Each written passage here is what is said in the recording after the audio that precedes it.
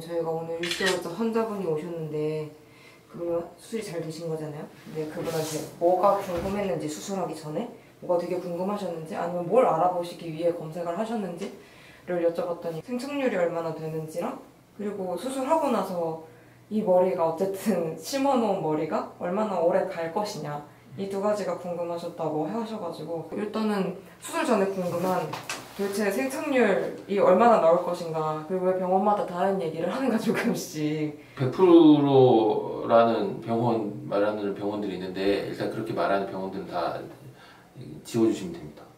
이게 있을 수가 없는 얘기고요.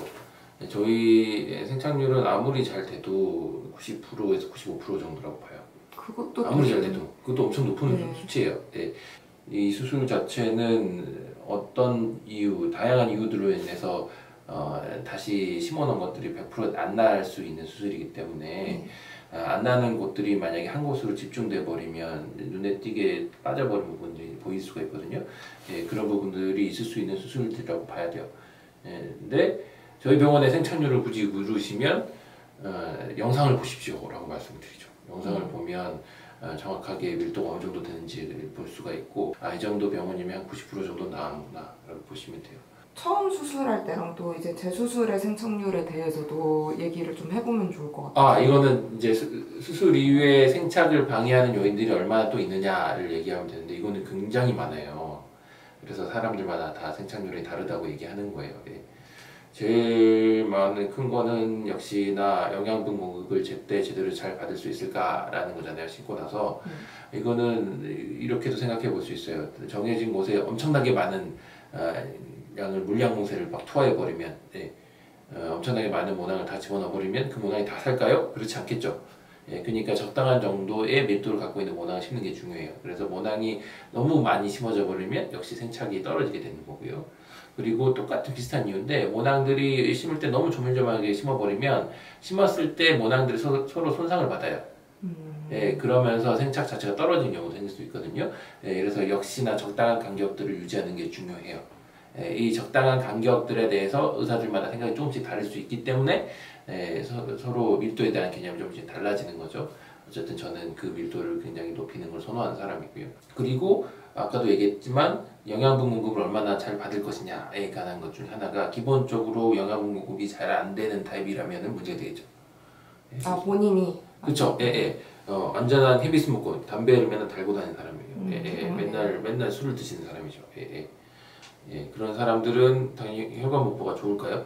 안 좋겠죠. 머리는 기본적으로 혈관이 한 곳에 이제 큰 혈관들이 이렇게 지나가긴 하지만 기본적으로 이렇게 뻗쳐 있어요. 여러 가지로. 그래서 한쪽이 어느 정도 막히더라도 중간에서 막 돌아다니면서 영양분 공급을 해줄 수 있는 시스템이거든요. 그래서 큰 문제는 없다고 보이지만 아주 큰 혈관과 그 작은 혈관들마저 모두 다 막혀 있는 상황이다.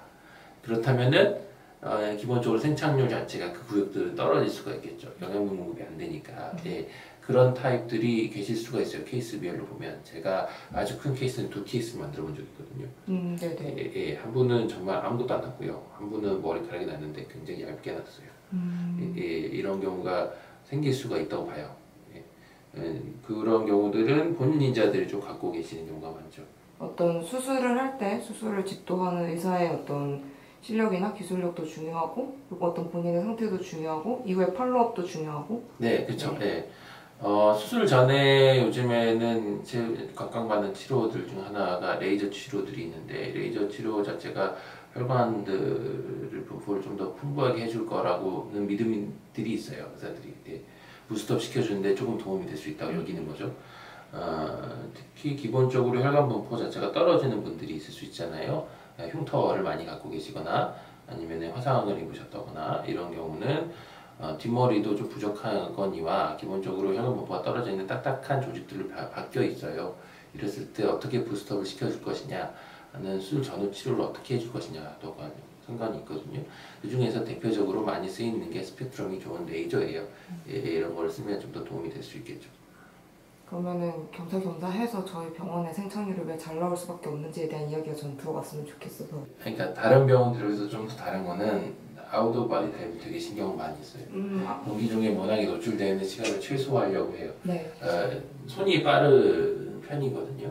저희 이제 Q&A 말씀하시는 거죠? 네네네. 그 역할이 많이 공헌을 하고 있다고 생각해요.